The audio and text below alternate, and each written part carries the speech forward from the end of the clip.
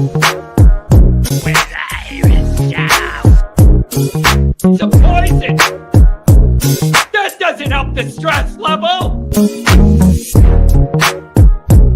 No, don't do it. Get a grip. This stupid video I just showed you. I almost stroked out and died over it. You're watching a different show. It's donkey. You ain't a captain of nothing but a sinking ship. Don't do this to me, Harry. The Ohio State. It's Ohio State. What do you mean, the? 312-988-15. Hello? You tell Johnny all you've heard and seen. Sometimes it's good to just yell about football. Yeah, that's right. That's right. Welcome in. Welcome back, folks. Bro, this chat is so sad. This just, I'm getting set up before the show and I sit here and make sure the phones are hooked up and everything. And I got, my little bullet points and all this. And I see, I'm sitting here getting ready, making sure everything's set up. And I see, all the chats coming in as I'm sitting here writing my notes.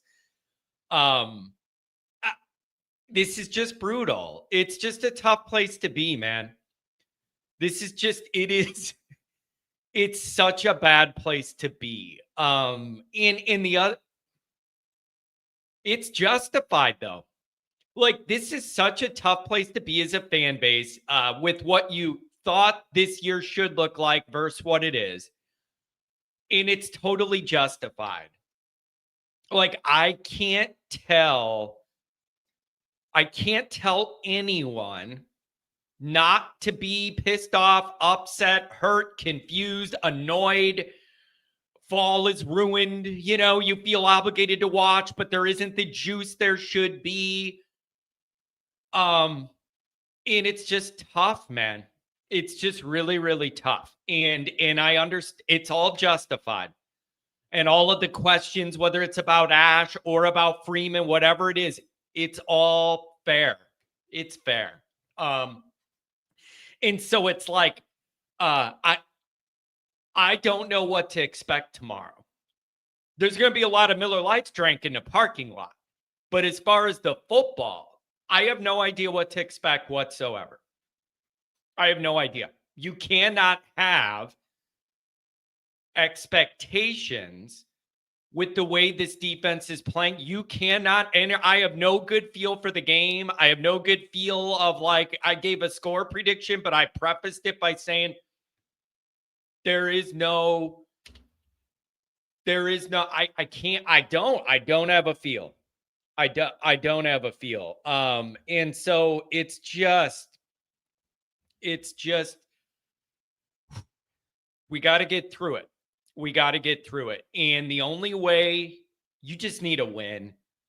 This game started out, Purdue started out, we already got some callers. We'll go right to you. This already started out as like, okay, you see Purdue on that schedule and you're like, let's get through the first two games at hopefully at 2-0. At an absolute minimum, 1-1. You're still in playoff position, ranked in the top 10. And then you have Purdue, and it's like an exhale, right? Because you have the stress of Miami going on the road, and then the intensity of A&M and that physical roster at your place. Purdue should be an exhale. Purdue should be like, okay, we got over that hump. We're in decent position. Now you can settle in and maybe breathe a little bit. It isn't that. It can't be that. When you're playing defense the way we're playing defense, no win is guaranteed. No game is easy. None of that stuff applies. And so I totally get it, man. I understand your frustration and your pain and your all of it. Dr. John, good morning. Here in Minnesota, checking the thumbs up, soon heading to the north for the 50th wedding anniversary. Doc, we'll miss you tomorrow. I'll drink a beer for you. We'll miss you. And so it's just a very awkward, uncomfortable, sad feeling. And so I don't know where you guys are at with it. I highlighted some chats, some people donated. I'll do the introduction. We'll go through the chats, and then we'll see what's up with the callers. Burt Reynolds, John, thank you. Thank you, John, for caring about us. Listen, man, I'm a weird personality in the media, Notre Dame media circle. And like when you're the fan guy, it's good and bad, man. When you're winning, it is the most fun job ever to be with you guys when we're all in a good mood and we're winning and everybody's happy. I got to be there when things are tough too. And you know what, man? We're going to have fun tomorrow. We're going to have fun tomorrow. We're going to be together and we're just all going to commiserate and we're going to drink our beer and be with our friends and our family and we're going to have a good time. There's not a damn thing we could change in the parking lot of how this team's going to play. And Goolsby always tells me that. I think Ryan Belly says, I hate my life. It really does make you question yourself on an existential level, especially me. My entire personal life is based around Notre Dame winning or losing, and my entire professional life is based around Notre Dame winning and losing.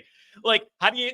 I've sat there and been like, really? This is what it's all for, John? Your personal happiness and professional is all wrapped into one. And when it's bad, everything's bad. There ain't no escape. When it's bad, everything's bad. It's just the way it is. Correct. There is going to be no post-game show tomorrow. Okay. No, obviously I'm going to be in South Bend and the travel and everything. So there's going to be no post-game show tomorrow. We'll be on YouTube with Goolsby and I Sunday, and I will post like my post-game video I usually post and write the articles, but there is no live post-game show. So I'll post a little video, and then those guys will be live Sunday night, 6 o'clock on my YouTube. So that'll be it. I'm just, I don't know what we're going to get. And so we're just going to have to see. Even if I went live, I can't, even if I go live, the service is always a problem. Everybody's tried to get me to go live from South Bend.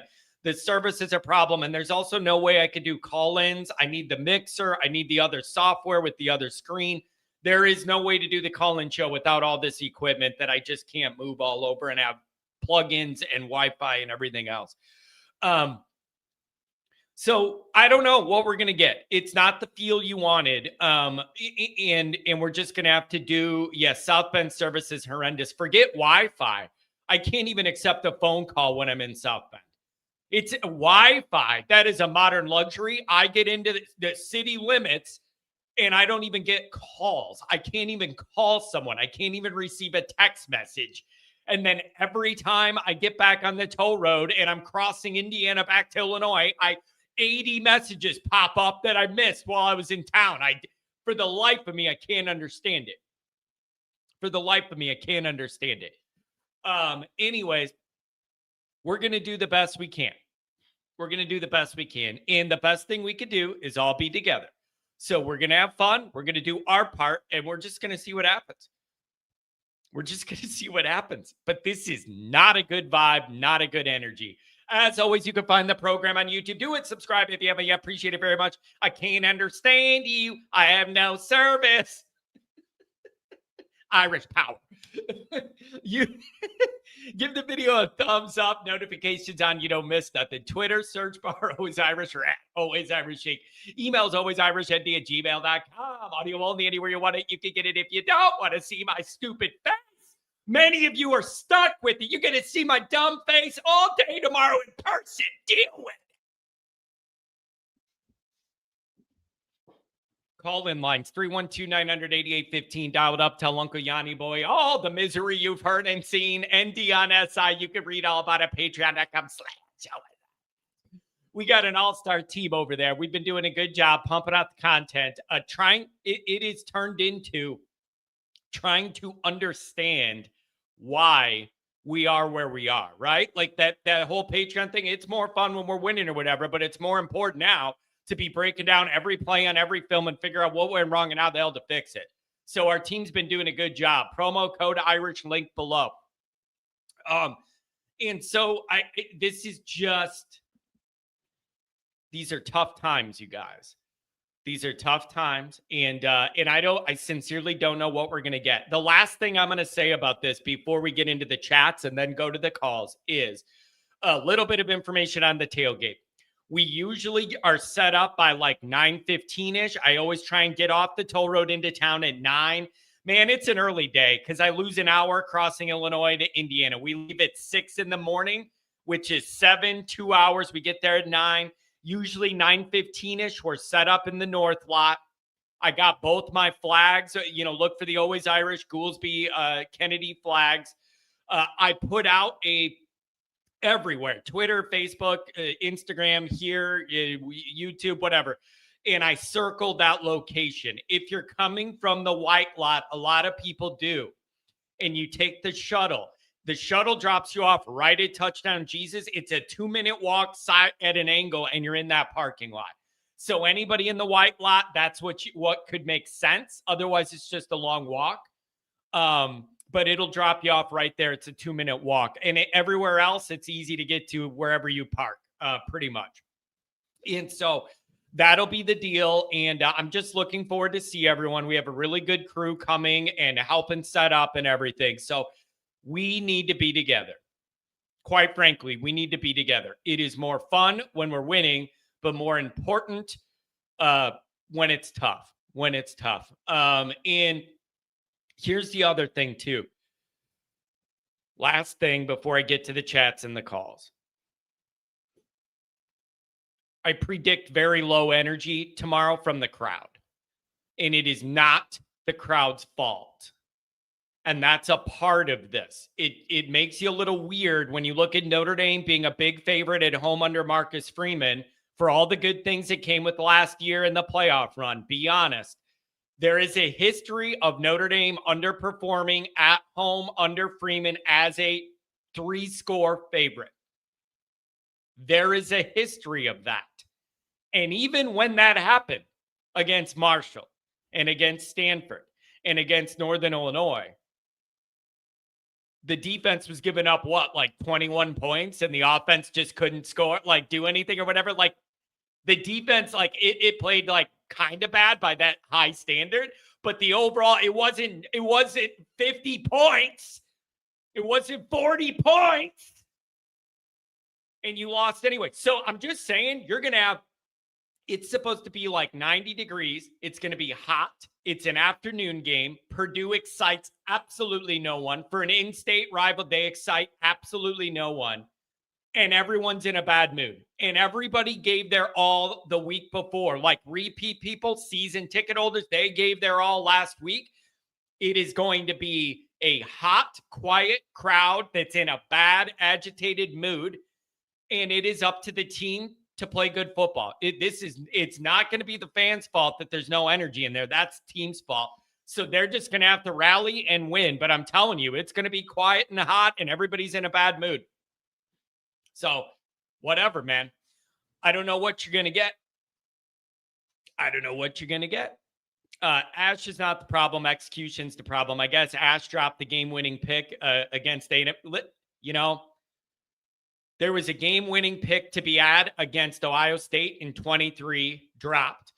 Schuler should add one to totally change the game and probably win against Miami. You didn't make the play there. And then you had one in the end zone here against A&M, and you didn't make that one either. So all that credit we give the Notre Dame secondary for being so good and number one in pass defense last year and all that stuff.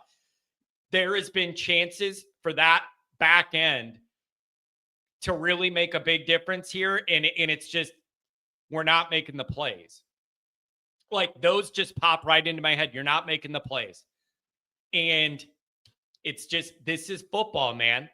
There's a handful of plays that usually turn the tide in a big game. And you who's going to make them? Who's going to drop them? And we have had opportunity, not taking advantage of it. But the idea of saying it's not on Ash, those guys got to make the plays or whatever. Here's where I'm going to push back a little bit. Where I'm going to push back is when you look at the film, these guys are completely confused on the back end. Completely confused on the back end. Pre-snap, they're pointing all over, direct, trying to figure out who's in what zone or who's got what man or who's doing what. They're completely confused, pointing, yelling at each other, doing all this air traffic control stuff. Who's doing what? There's clearly confusion, especially with a lot of the zone stuff of who's supposed to do what and where. That is coaching, because you got to know what your guys could do or not do, or handle or not handle. And so it isn't one or the other. It is both. It is execution and coaching. It is both. It is both. Outbound.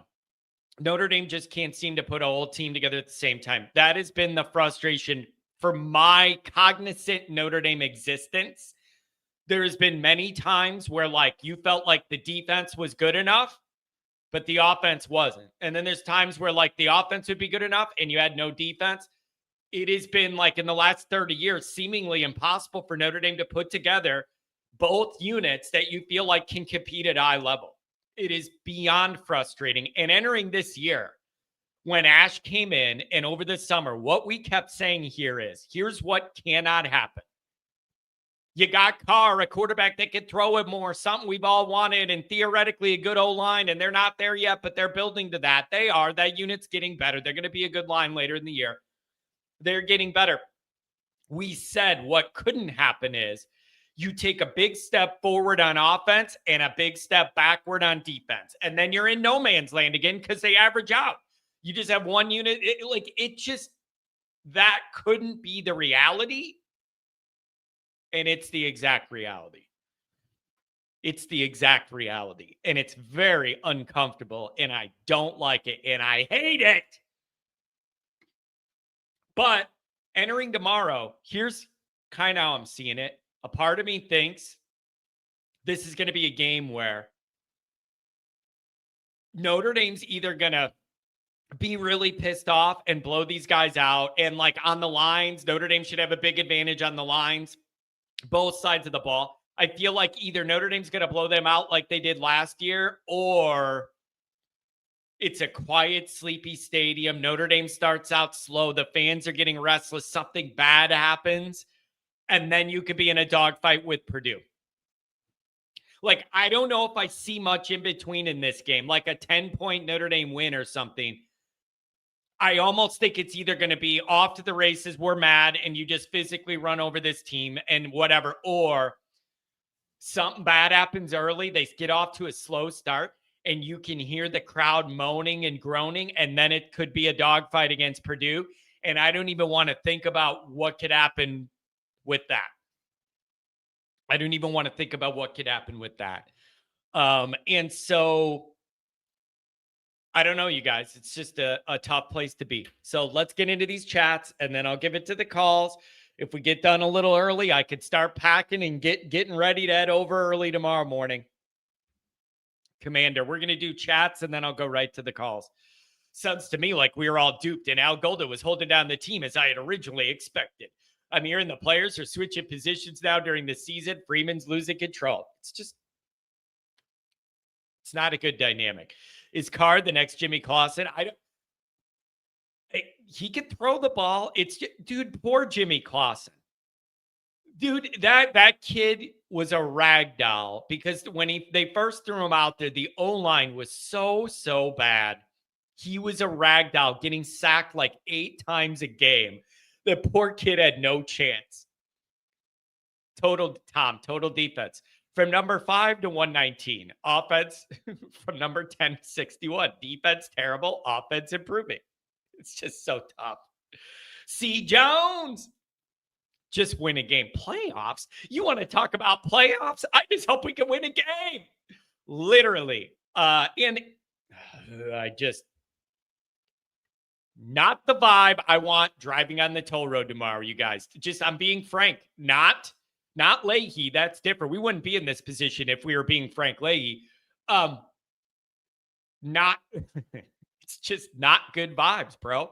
Mikey Pulls. Good morning, John. Hope you all have fun at the tailgate. Sorry I can't make it there. Scheduling conflict. Yeah, the scheduling conflict is called Notre Dame's not good, and you're not wasting your time and money to travel across country for it. Is that the scheduling conflict? Because I understand. I get it. Mikey.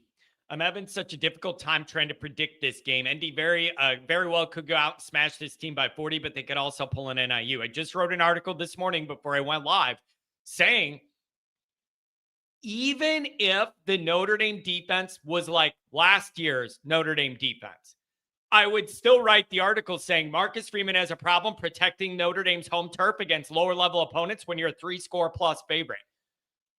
Even if the defense gave up 17 points to A&M and 17 points to Miami, I would write an article saying you're on high alert because you have not played well in these kind of home games with way better defenses than what we're putting on the field now. Take nothing for granted. You ain't in that position right now. I'm thinking it's going to be a 38-23 kind of game where ND scores a TD or two late to really pull away, but still doesn't cover.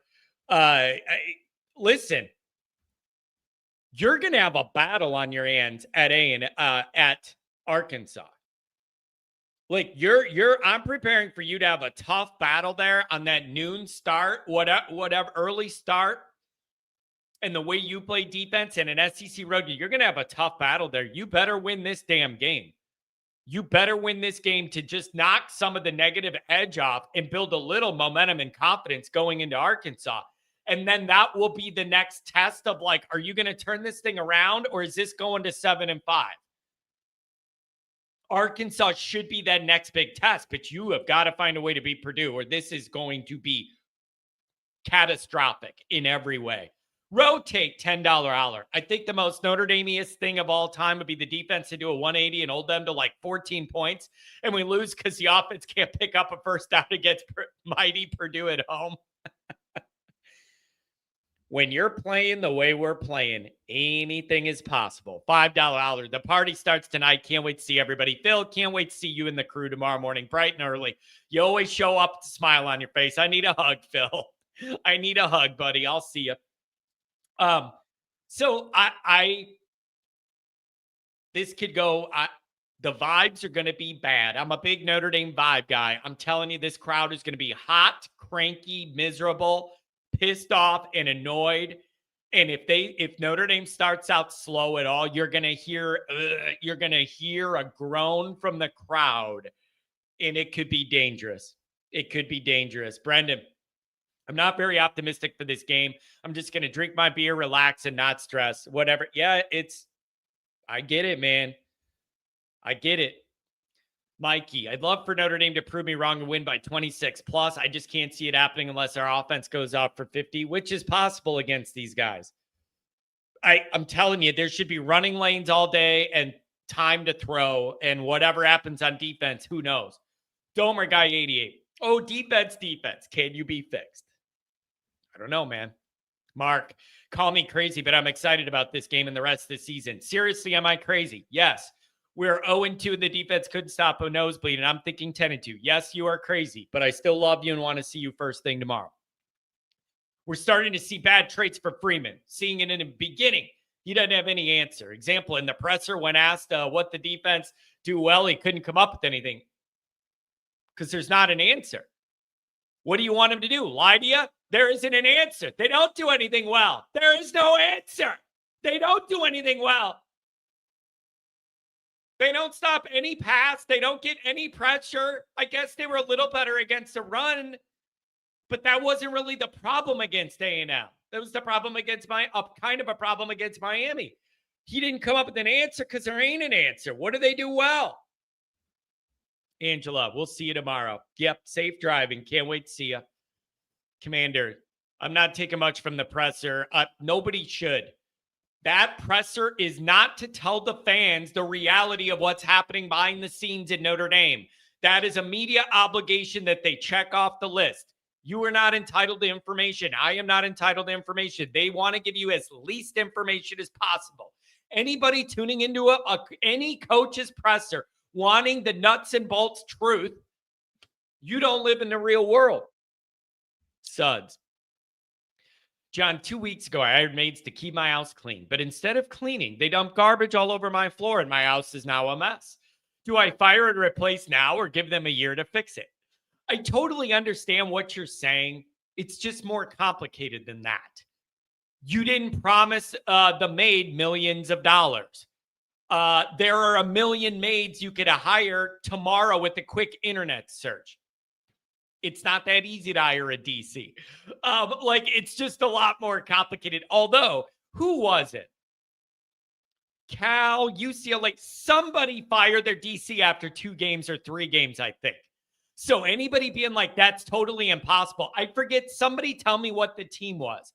But I saw a tweet, one of those, it was a West Coast team, a California team, I thought, fired their DC after 2 or 3 games. So it could be, you could do it.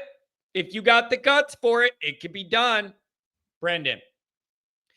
Zero energy, piss poor defense, Ash's mug. It reminds me of the troll guy and Freeman looking like a lost puppy. It ain't good. I genuinely don't know what to expect of the defense. They're giving up 34 points a game, but it's Purdue. They could shut them out, but will they?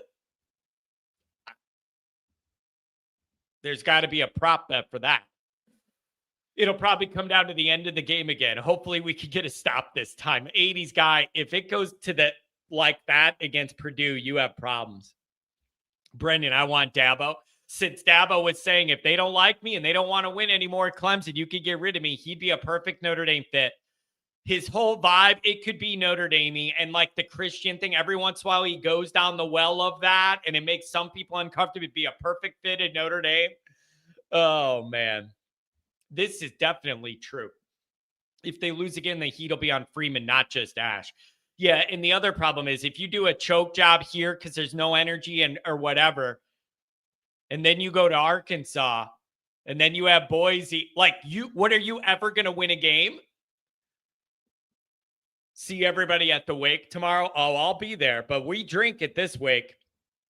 $10 holler from Ryan. We begin given no reason for optimism, but I think the players deserve a crowd that's into it. Hopefully that's the atmosphere. It's not going to be. I refuse to lose all optimism after. It's not going to be a live crowd. I've been through this 100 and something home games with every different energy, vibe, dynamic you could picture. I'm telling you, people are going to be hot, annoyed, not in the mood to see Purdue, and they're going to be in a bad. I'm just telling you. It's going to be, whenever it's real hot, like 95, it's hard for a day crowd to get into it in Indiana when it's that hot for some reason. I've noticed that too. It kind of, people get heat stroke. It ain't going to be a live crowd, man. They gave their all last week and everybody's deflated. It's going to be quiet. That lady's going to yell at you to get out of your seat and create the energy. It's going to be, it's not going to be the liveliest crowd. It is incumbent on the team to give the fans a reason to buy in. If you end the first quarter 21-0 Notre Dame, then the crowd will exhale, then they'll get into it. But in the beginning, it is going to be very awkward because no one knows what you're going to get. I know this crowd well. $20 hour. So as long as Ash is in the building, take the opponent in the points. Seriously. ND 35. Purdue 31. Phil says that lady wasn't there last week. The vibes are too negative for me. I'm staying optimistic. Have a great weekend. Hey, God bless you, man. If you could do that, good for you. You need people like that. Good for you. It's just tough out here, man. It's really tough out here. Kent's getting his shots in. Adam, what's going on? If you're on hold, you're going to be on the air. What's up, Adam? Good morning, John. My man, this has been some tough times, has it not? Yeah, it has been a struggle. I am excited to get there tomorrow and be with all the people and hang out with everyone. But there's just an awkward vibe. The only way you can work out of it is to win a few games. That's all you could do is just start winning. Yeah, and you know what is so interesting is you're talking about the vibe of the stadium and the vibe of the crowd. And I'm totally into that same kind of dynamic as well at games, big atmosphere games.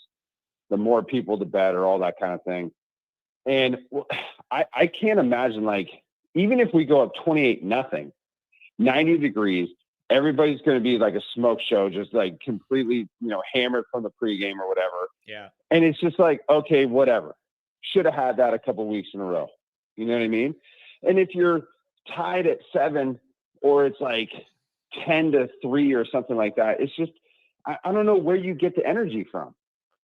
Because what do you have to look forward to, playoff wise, or all the different aspirations that we had for this season? Yeah. Yeah. It is. Listen, last week, the crowd was able to provide some energy in the environment. This week, I'm telling you, because of the circumstances, the team has got to get off to a good start, and then people will buy in and whatever. But if it is like, 7-3 after the first quarter, or like it goes rough early, there is going to be audible groans, and it's going to be very awkward. I'm just telling you, I've been to enough games to know how this goes. So I don't know, man. Yeah. What this should be is Notre Dame has big physical advantages on both lines, and you should be able to find big running holes, time for Carr to be able to stretch it downfield a little bit. And defensively, man, you should be able to get some pressure. Like, they don't have the athletes that they're throwing to like Miami and A&M had. You should be in a better spot, but I just can't trust them right now. I can't. How could you? No. How could you? How could you? How could you, man? Fool me once, right? And we've been burned too many times on this. And I feel like the vibe of the entire, fan bases feels like they've been catapulted for the most part back to like 16 or something. Like we've been brought back to like way back in the day where it was just, we would lose these games and it just is what it is. And we're taken away from what we thought we were in that top echelon, now that top tier college program. But, I've been yelling from the rooftops, like, we are not TCU. We're not going to just go 1 year in and then disappear. We're not that brand. And then here we are. Yeah. And I'm absolutely shocked. I am just shocked, because the unfortunate thing is that there's way too much talent on the team on both sides, regardless of who. And I understand everybody that went to the NFL and moved on, but there's still so much talent and people that have been on this team through the trenches of last year and the year before. So to me, there's enough leadership there that it should not look like this, especially 130th or whatever it is in defense. There's something going on where it's a mentality problem. It's a systemic problem. There's a coaching problem. If there are too many changes, we don't know exactly what was real. But the interesting thing that you brought up on one of the previous shows was that you heard that possibly that Ash was trying to change too much, and that the players were not buying into it and they were disgruntled. And if that's the case, that's 100% one of the reasons why, if not the main reason why, the defense is so discombobulated, because of the fact that you need to be, as a player on the field or whatever it is, whatever venture that you're in, you need to be bought into what it is that you're doing, or else the work is going to suffer. It doesn't matter what it is. If you don't have that reason why, and you understand what it is and you're gunning for it, then forget about it. And you're going to see the missed tackles. You're going to see the missed assignments. You're going to see the confusion. And that's exactly what we're seeing. The one of those plays where Christian Gray came up and he like shoulder blocked the receiver. He didn't even tackle him. He didn't wrap up. He didn't do the fundamental basic of just lowering your hips and going in and grabbing and taking him to the ground. He just gave him like a little shoulder bump, and the guy kept going. And it was just like, what are we doing? Like, it looks like a completely different defense to me. Yeah. But I will say, if they go down, John, and they score, and then we get the ball and we go 3 and out, get ready for that crowd to erupt. And I hope you guys let them hear it, because it's unacceptable, man, from where we were. Yeah, it is. I have no idea how it's going to go, because I can't trust Notre Dame. There's history of it, of underperforming in these type of games at home, combined with the bad defense, combined with what's going to be low crowd energy. And again, I want to be very clear. I am not blaming the crowd at all. They gave their all last week, and like, they're just burnt out. and are down, and it's just going to be hot in a day game, it just doesn't lend to a loud Notre Dame crowd. It doesn't. Now, if you get off to a 17-0 start in the first quarter, people will start cheering and the energy will get up. But if it is iffy at all, it's going to be very awkward in there tomorrow. So I don't know. And Coach Bay says, even if ND wins big, if the defense still looks lost and confused, the worry still remains. If Purdue's just missing wide open shots, it's all still a problem. He's right. Even if you beat Purdue or whatever, that doesn't mean all your problems are fixed. It just means you won a game and you still have these problems you got to fix. Like nothing that you could beat Purdue 100-0 and everybody's still going to feel bad about the first 2 weeks. Like, this isn't a clean slate every week. Every game matters in college football. So you got to win this game, look better doing it, and then have a real test at Arkansas I think it's going to determine, is 10-2 and 9-3 what we're going for, or is this a 7-5 type situation? If you lose at Arkansas, it's going to get real dark around here, man. And I do not want to be here for it.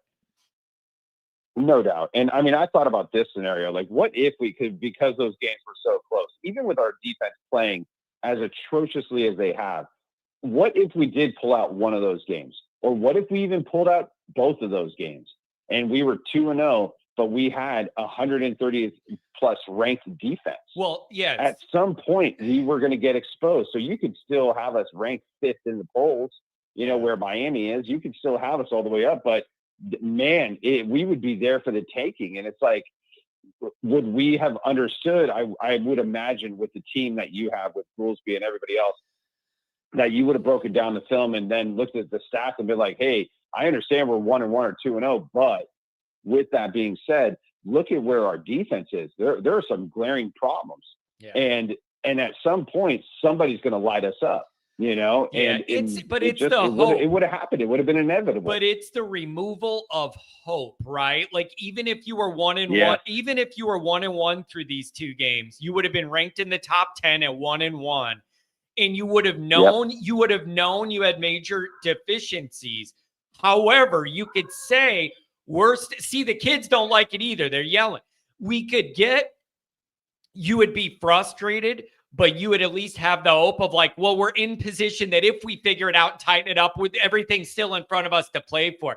That's the heartbreaking part about losing by a point, is like, you don't even have that 1-1. You're still in a really good position while you work on your problems. You don't have that. And see, let me just say this, John. For so many years of my life with Notre Dame football, I've had hope, right? I've had that hope that, maybe we can do this, or we still have the ability or the possibility of this or that, or whatever it might have been. I'm done having hope. I'm done with it. What I want is to have, I guess, more. What do I want, John? I think what I want is to just have the confidence in knowing that this team is going to get in there and they are going to do it. That they have the top defense. They understand their assignments. Their offense is running and rolling, and that if they get beat, it's because the other team was just better, and it just is what it is. Yeah. Not because of the fact that we are missing assignments, not because of the fact that we're missing blocks or tackles or whatever it is, or confusion. Like, I'm done with the hope of having that, maybe we can, or this or that. It's like, no, like, where is it where, those annoying Ohio State fans or the Alabama fans back in the day or whoever it was had the confidence where it's like, we're going to come in and we're going to steamroll these dudes. Yeah, it is. That's what I want. I want that, Yeah, it is. Man, I just, it's just, this is just the worst case scenario. And I'm on edge just about how the team's going to respond. And so we'll see, man. I want to go and have fun with my people, and I just want to be with everyone and do the best we can to be together. And, I have no idea what we're going to get. So I know what should happen, but if you're playing defense like this, anything's possible. And when you combine it with the home record against teams like this under Freeman, you got to get off to a good start, I think, or this is going to be a long day. So we'll drink a beer for you. We'll drink a beer for you in the morning, and we'll see what happens. Hey, John, just remember this, man. You guys are showing up. You're showing your fandom. You're showing your loyalty and all that. It's incredible. And just give everybody high fives and hugs and drink your beers and enjoy the time together and just get out there and get the W. But, we obviously, as a football team and as a program, we have some things that we have to fix. But tomorrow, the real thing that matters is the fact that you guys are all getting together and that you can just spend that time together. So enjoy it. I'll have to catch you on the next one, but I'll miss you guys. Have a good one, buddy. Oh, boy. If you're on hold, you're going to be on the air. We're going to go 717. We're going to go 717. And then Coach Vay, did I see you call in and drop off? What is that? Hawaii? Man, we could do a live remote from there. Roy, 100%. I like Irish QB. Carr really has surprised me. I think that I don't know what else you could really expect from CJ Carr so far. In these pressure-packed, if you started out against Central Michigan and UConn or something, the expectations early in the year would be very, very different for Carr. But starting in the environment at Miami and then with A&M, I genuinely don't know what else anybody could expect of Carr under those conditions against those opponents to start out. That would always be a lot of pressure for a first-time starter.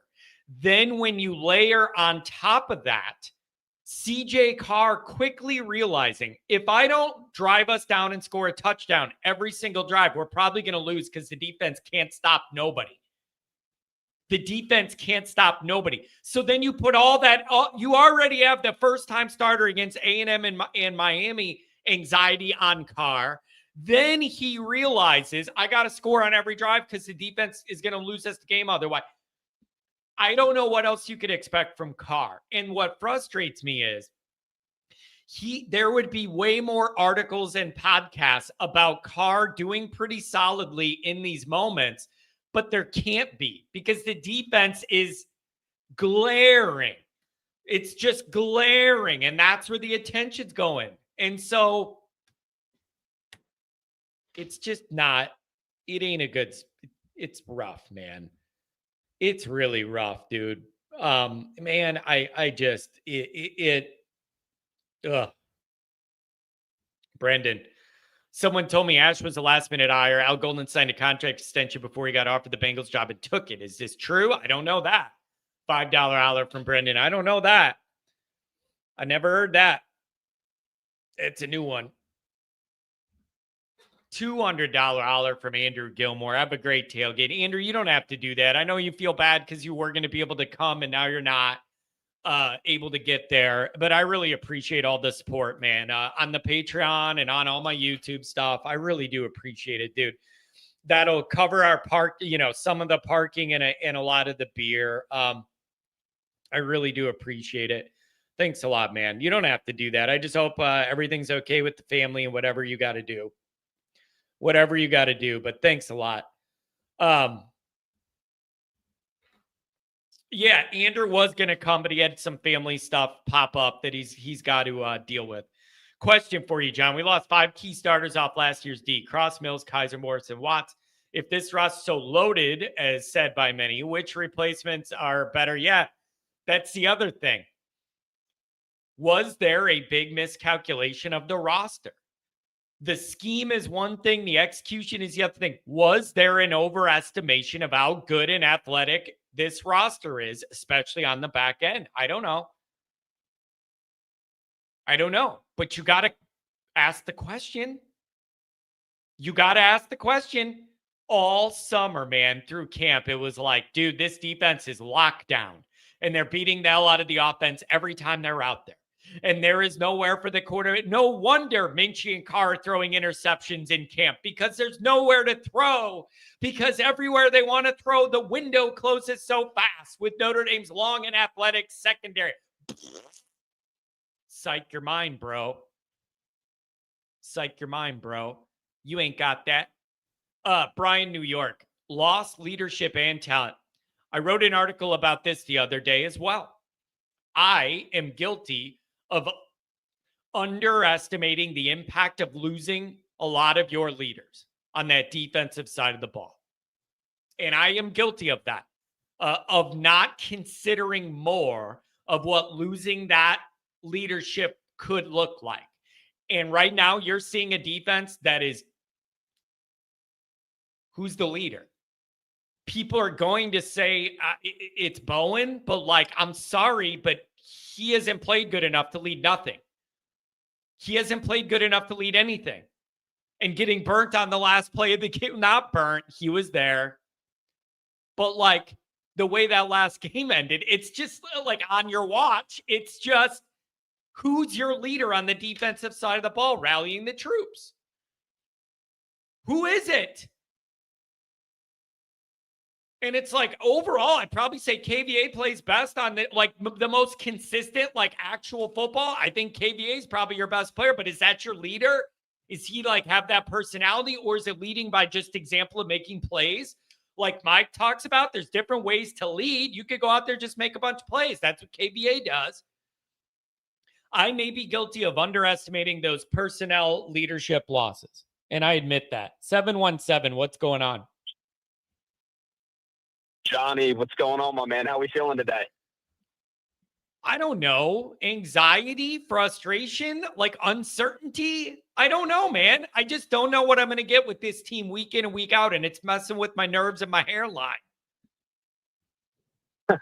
I hear you. And honestly, I couldn't consume any material probably until yesterday. It's fair. After A&M. And that's kind of why I wanted to call in. It's bad for my living, but I totally understand it, man. I totally get it. I get it. It's bad for me. That is, when people get into that mode, it's bad for business, but emotionally, I totally understand it. Why do I want to log in and be more depressed on purpose? I get it. I'm right there with you. And that's what I was just explaining to my group chat of friends here is like right after the national title game, I bought in and I was on the Patreon. I was back in the lab looking at the all 22 the day after the season. I'm like back into recruiting, and I never took a step back. Like all through the summer, was so excited, ran to camp, got to Miami. I was at the Miami game, and I could explain some of what happened at the Miami, but after A&M, I'm like, I need to take a step back, reevaluate my life, and just take a deep breath, and then now come back with a renewed vigor. Yeah. Yeah, it is. And you know what else I always tell people when Notre Dame's going through rough times, I tell people, it's like when a loved one passes away and people will say like, there is no right or wrong way to grieve, you know, like I tell everyone, you need to process and handle things however you need to do it to be able to get through your day and still live like a productive life and not be a jerk to your family. You know, like however people need to do it. Some people want to dive into the film and find reasons. Other people want to just be here to commiserate with everyone else they know is upset. Other people just need to get away from it. Like, you need to do what you need to do. Right. And I think it's super helpful. And I do want to say I appreciate that all that you do and especially the post game shows. I know after the Miami game, I came back to the hotel, and funny enough, actually a funny story. I got back to the hotel and we were actually staying at the same place that Lou Holtz was staying at. And Coach Holtz came back, and I saw him before the game. He was, had high hopes, said we were going to win by 2 tuds. He got back from the game. And I mean, this is close to 2 a.m. at this point, and he immediately gets in and he goes, "Where's the hotel bar? Are they still open?" And they were closed, and he went right to bed. But you could tell he was a little pissed off, ready to go. And I think we all were. Like, we were all expecting a little bit of a different product this year, and that's why I wanted to call in to get your take about, Marcus always talks about handling success, right, on a week-by-week basis. Beat A&M last year, lose to NIU. I was concerned and really concerned about how we would handle success year over year. Yeah. We went to the national title last year, and now it seems to be a fall off. And I know there are some new pieces, and especially the DC, like, I'm not happy with Ash, but I think that's a real question we have to ask is, like, now that we do have a target on our back and we're not sneaking up on people, we're getting everyone's best shot, we're everyone's Super Bowl. How are we going to handle that? Yeah, I was asking all summer, we were doing the morning shows through May, June, July, just the slog till August camp. And I kept saying, the number one overarching question for this year is, can Notre Dame show they have staying power? Can you show you lost all those key pieces, your quarterback and all those defensive parts? Can you show you're reloading, not rebuilding, and you're right back in the mix? And after 2 games, it's a resounding no, you cannot. Yeah.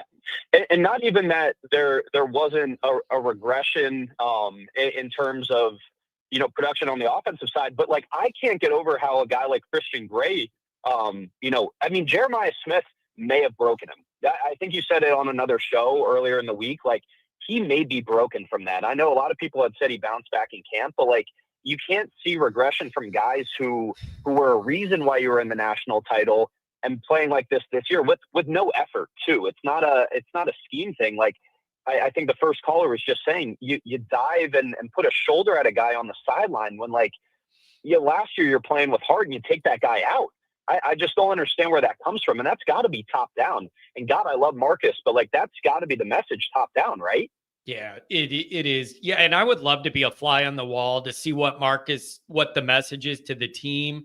Like, I even know with the Bears, they got a new coach. They started out 0-2, and the guy's already telling the team, no starting role. You're not practicing well enough. No starting roles are guaranteed. Like, you need to play and earn it. I would love to know behind the scenes what the messaging is from Marcus, because this is just a brutal spot to be in. You just can't be in this spot, and it's right where we are. So all you could do now is try and win some games. You can't let 0-2 turn into 0-4. Like, the only thing you could do is just try and win a game. Right on. And that's what I got. I got 2 quick things. I have one thing that I'd like to see from this week, and then I have a prediction. I would like to see the defensive line get absolutely after it. I think Jack said on your prediction show that he'd like to see them at least get 4 sacks. I'm going for 5. I say you let those guys loose, play with violence. I want to see the same Marcus Freeman before Army last year when he goes, I want to see violence. Yeah, that's exactly what I want to see. The juice. I want to see the swagger. I want to see the violence. I want to take it back to last year when our backs were against the wall and it's Notre Dame against everybody. That's what I want to see. You might see some violence in the tailgate area after the game if they're 0-3. That's where you might see violence. There's going to be some coolers smashed in half and there's going to be some tables broken. Like, you might see some violence there. Like, I don't know, man. This is it is. I did a video right out like a day or 2 after the A&M game, and I just said, though, beyond the worst case scenario was the title of the game, because not only are you 0-2, but the defense is just like, it isn't a coincidence you're 0-2. It's a real problem. So I don't know. All you could do is win this stupid game, know you have problems, but feel a little better about it after a win, and then go to Arkansas and try and gain a shred of credibility again. You're not going to get any by beating Purdue, no matter by how much, 100 even. But if you could go to Arkansas and beat them on the road, you could gain a shred of credibility and buy-in back from the fans, maybe. But you got to win this one. It starts with this one, and I'll leave you with this, John. My prediction is October 18th, College game day will come to South Bend, Notre Dame, USC. USC is still going to be undefeated. We're going to get back on track. We're going to be riding high, and we're going to take it to them in front of the entire nation. There you go. There you go. Let's get it, man. Hey, thanks for the call and for following, man. Really appreciate you. Good call. You got it. Thanks, Johnny. I appreciate you. Irish by a billion. Let's go, baby. There you go. Give me a call again. He hasn't called since July. John picks the white lot because of the no, North lot. I don't want to confuse people. Thanks, Mikey. North lot. And here's the idea. I get a little claustrophobic, man. Like on airplanes, it's very uncomfortable. I don't like being jammed in a tube with all these strangers and everything. And I get a little claustrophobic in certain situations. The stadium and the Joy slot is fine for the blue and gold tailgate because it's half empty and it's whatever. I can't do that for this tailgate. I need space. I need to be able to move. I need to be able to breathe. I need a little wiggle room to be able to work and move. I do not enjoy that environment whatsoever. And then the other problem is I have this tailgate. There's a couple hundred people coming and going or whatever. That want to meet me and I want to meet them. I can't be in line to take one leak for an hour and a half. Like, it's not worth it. Like, I can't do it. It's a honest to God, a consideration I had is you will literally be in line at the porta potty for an hour. You take 2 leaks, half the tailgate's over. I despise it. And it's so crowded and jammed in there. I don't like it at all. Not my scene.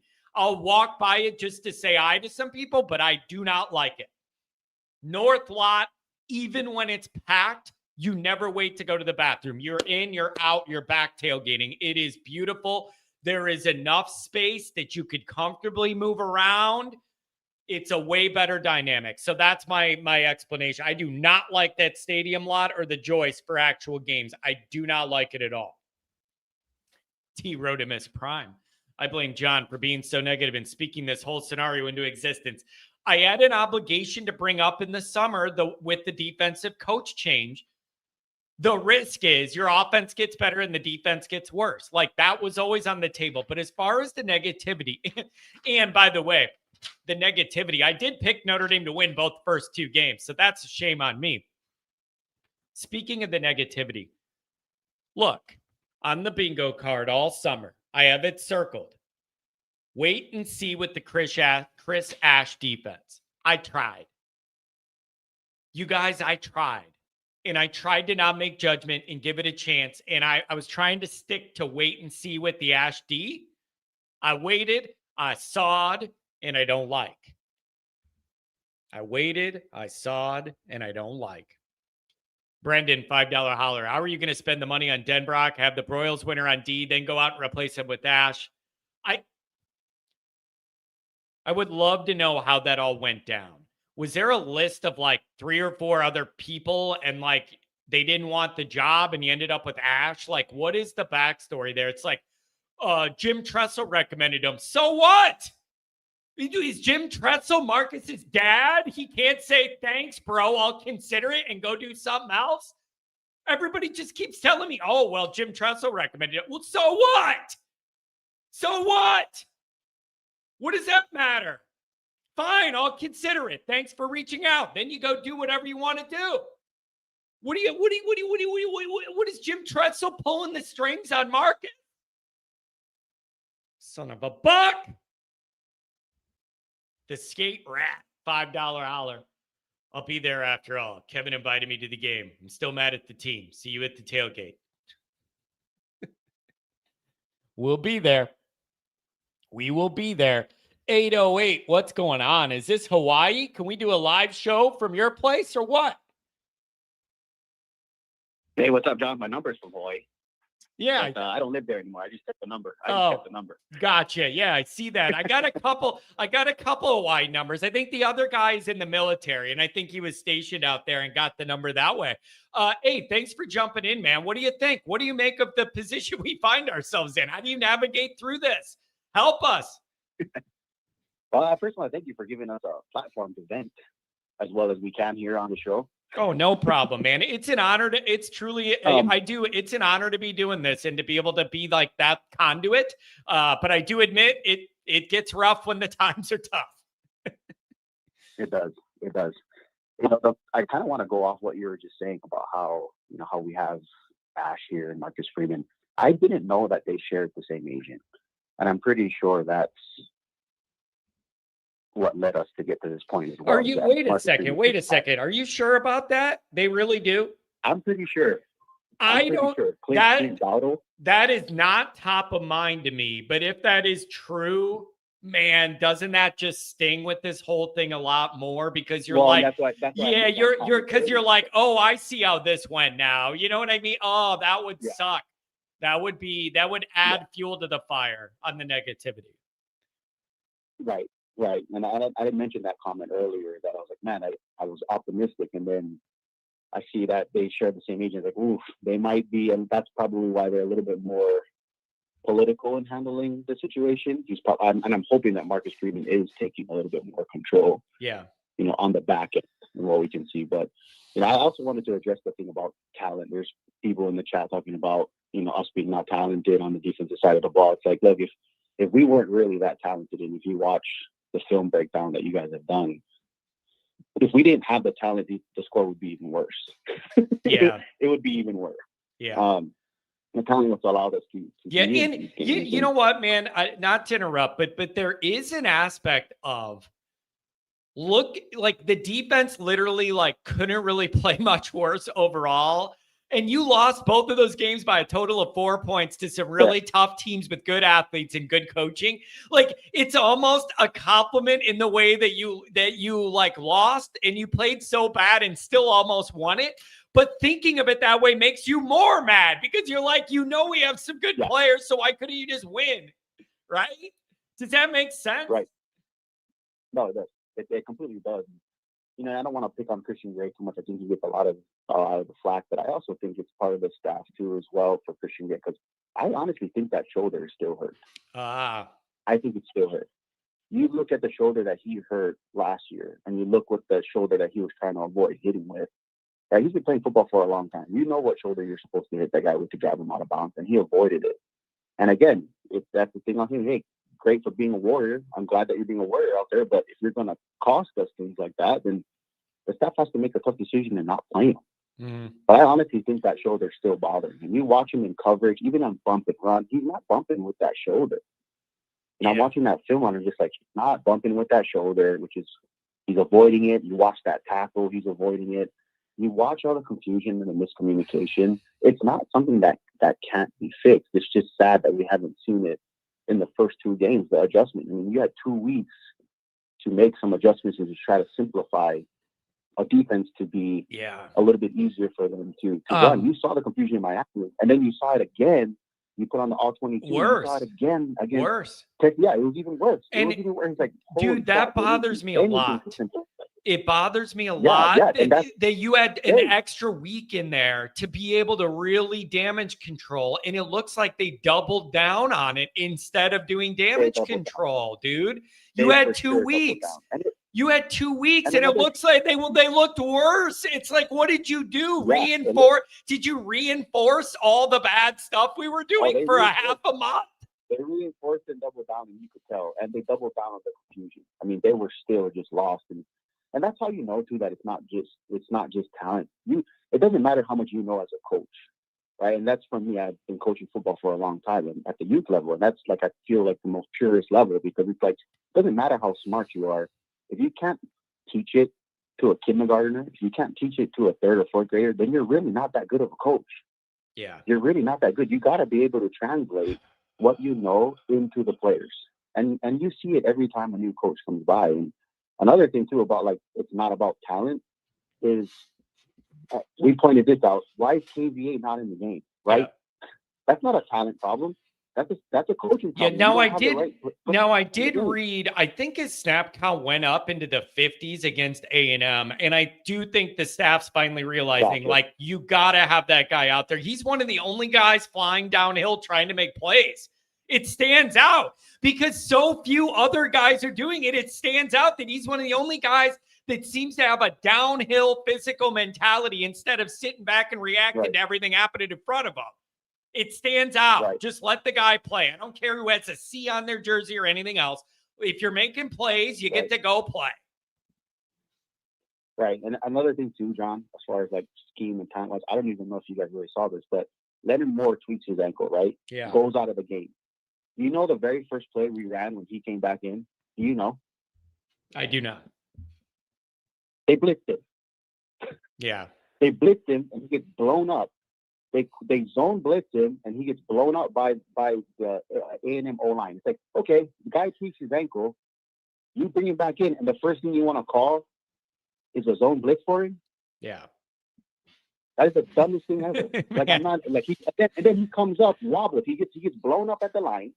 He comes up and he's grabbing his ankle again. I'm just like, that's an amazing play. Or when he goes down, right, and you bring in his backup, and then now you want to play bump man-to-man with your true freshman corner. Yeah.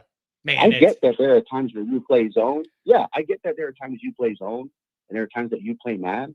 But the timing of when we're doing it is just really, really bad. Yeah.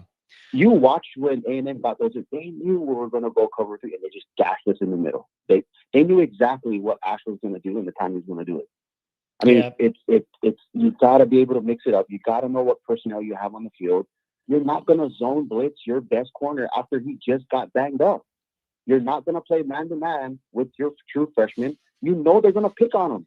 Your corner just came out. Yeah, and two teams have done that to us. Miami did it to us, and A&M. That's not talent. You got to set your players up for success. You have to. So, do you believe those 2 plays alone reflect that you're not doing that? Do you think that Marcus is much more involved behind the scenes this week in put out the fire mode? Like, do you expect to see real tangible changes, or are you just like Purdue doesn't have a lot of talent? Hopefully, no matter what we look like, it's good enough to win, and we just kind of get to the next week. What are you expecting this week?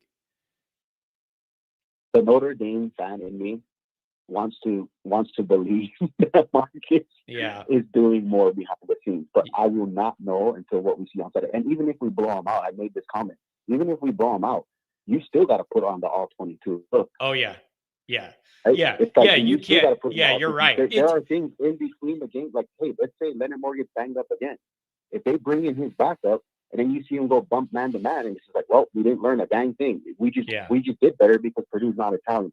But exactly. Problem, right? Yeah, you can gotta watch the situation. You're absolutely correct. Even if you beat Purdue by a lot, that doesn't mean all your defensive problems are fixed. It means Purdue probably just couldn't take advantage of them like the first 2 opponents. Yeah, I'm with you, man. I'm with you. But you just got to find a way to get a win, and then all the complaints we have will feel a little less stinging if you're coming off a win. Like, you just have to, and then theoretically Arkansas is kind of your last chance to prove whether you're going to hang in there or if this goes down to 7-5 this year. Like, so, but you got Arkansas's got dudes, man. Yeah, they do. Arkansas's got dudes. They can put up points. Yep. They can put up points against you. Yep. I think they got a quarterback that's pretty darn good down there. And so you're going to, it's going to be tough. Hey, man, I really appreciate you calling. I don't think you've ever called before. I've seen you in the chat. Thanks for being around, man. Thanks, John. Hey, I appreciate it. One more thing before I go. Another thing that helps your secondary, too, and we talked about this, is your front line. Yeah. Your front line. Get some pressure. You cannot, it doesn't matter how good your secondary is, you cannot leave them out to dry for as long as you can. Even when the Legion of Boom was good, right? I brought it up there too. Scheme isn't as much as a problem as much as what you're able to coach. Yeah. But even when the Legion of Boom was good, they had a good front that could put some pressure on the quarterback. Yep. Man, I really appreciate the call. Thanks for jumping in lately. Call again. No, thank you, John. We'll see you. Have a good one. Good call. Good first-time caller. Coach Vape. ND and NC with the $10 hour. John, thanks for always providing us an outlet. The stress is getting real. We need to dominate tomorrow. Also, thanks for replying to my email. No problem. It's a blessing to be able to kind of be the conduit here with the fan base. $2 hour. Purdue wants to bring their drum to the tailgate. I thought I tweeted about this last night. Normally, I'm all mad about their stupid ass drum and with the big deal with the drum. I don't have it in me to be that petty. We have real serious problems. I'm not even in the mood to be immature and yell about the drum and go off on a rant. We have real serious problems, and I'm not even in the mood. I can't be that petty when we have these problems going on. It's too serious of a situation. I would like to go off on the drum, but we just have too many bad things going on. All right. Ad read, back to the call. Every dollar matters when you run a club, bar, restaurant, or country club. Lost tabs, slow payments, and walkouts cut into your profits fast. That's why venues trust the City Cheers app. With City Cheers, guests can receive promo details for your upcoming events and open and close their tabs right from their phones. Payments are instant, your walkouts will drop, and your team saves time with fewer card runs and less hassle for everybody involved. Managers get real-time reporting and transaction tracking so you know exactly what's happening on the floor from sales to staff performance. Servers can handle more tables with less effort. boosting check averages and increasing their tips. And when your staff works smarter, not harder, morale goes up, service speeds up, and turnover goes down, creating a smoother, more profitable operation every single night. Protect your profits, empower your team, and simplify your business with City Cheers. This app is built for venues that want to win.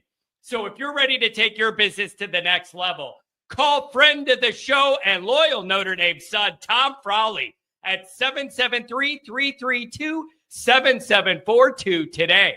Be sure to tell him Always Irish sent you. Chicago's very own Tom Frawley. 309 on the line. Bloomington Normal in the house. What's going on? Hey, John, what's going on? I'm ready to talk some ball. Man, I sure hope what that guy said comes true about USC, because I'm going to that game. You know, I'm a dad of 3 kids. I don't get to go to a lot of games, saved up some money, and I'm going to the USC game. Now, remember, I don't know if you caught this or not. I'm going to have a tailgate event for that game. And so everybody's invited. And it is in partnership with the Notre Dame Alumni Club of Orange County in LA. And they reached out. We're going to do a combo tailgate. They're doing a huge setup, and they're going to have Portillo's catered, and they're going to have a DJ and a bar, and all of our people are invited. So you're going to have a home for that one. Oh, let's go, John. Hey, and you know what? I'm bringing a couple buddies, and they're big golfers, so we'll be able to talk some golf. Let's go. And you can come down here and play around with us, too. Let's go. I haven't been back to Prairie Vista since the state championship in high school. That's the last time I played Prairie Vista. I've been itching to get back, but that was literally the last time, was senior year of the state championship, last time I played. Yeah, well, come on down. We got a couple good courses. We got good food, good courses, so come on down sometime in the summer. Appreciate it, man. So what do you make of where Notre Dame's at here? How are you looking at Purdue? There's a very uneasy, queasy feeling from the whole fan base. I have anxiety about the vibe tomorrow, and I just don't know what we're going to get. I can't trust the team right now, and it really hurts me inside. Yeah. No, I hear you there. I still think Notre Dame covers. I think they win. I think that I heard something on another podcast, I think it was yesterday, that really kind of secured that for me, which is, our old recruit Joey Tanona is going to be starting at left tackle for Purdue. Is that right? Yeah, I heard that too. Yeah, it's on the lines. Notre Dame should have a major advantage on the lines. It's just when you play defense the way we played it, I cannot trust you. And you know what I want to bring up? I want to bring this up. Andrew's mentioned this. Andrew Gilmore. This is dangerous, and I need people to understand this is on the table. CJ Carr's held it together pretty darn good, but everybody who's followed football knows first time starting quarterback development is not linear, where for 12 games they get better 12 times in a row.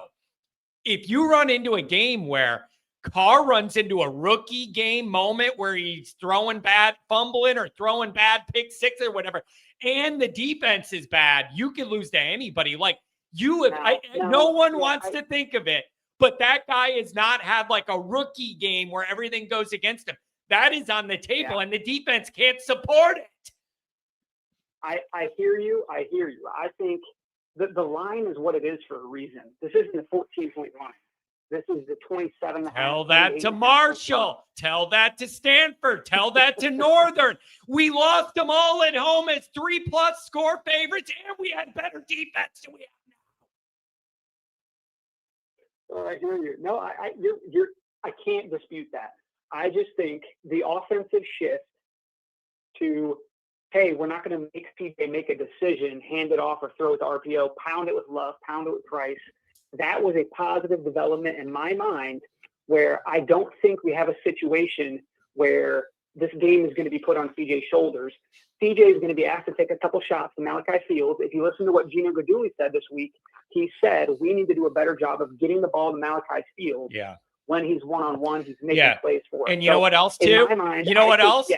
Do you know what else Gino needs to do a better job of? Making sure his new quarterback isn't tipping off run or pass every game for the enemy to know what's coming, Michigan style. Isn't that one of the guys' only jobs? You're the quarterback guy. You're not the defense worrying guy. You're the quarterback guy. Isn't that one of the job duties, is to make sure you ain't tipping off, making it easier to defend your brand new quarterback? I don't put that on Carr.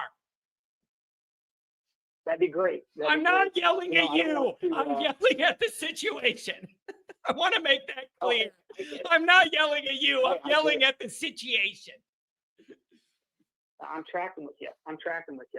I was going to make a joke there that, well, I don't know if that'd be the case if Tommy Rees was quarterback coach, but that might set you off even more. Man, these are tough times. So what happens tomorrow, man? If you had to put money on it, what do you think? Do you think Notre Dame gets ahead of these guys early? Too much talent difference, big running holes for Love.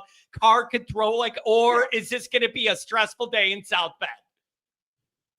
Yeah, I do. Well, I like to say with Notre Dame, I'm a hopeless romantic. I'm like the guy who's been married 7 times and still believes in love. Yeah. So I think that that Traore is going to dominate the edge. You're a hopeless romantic, minus the romantic. Where does that leave us?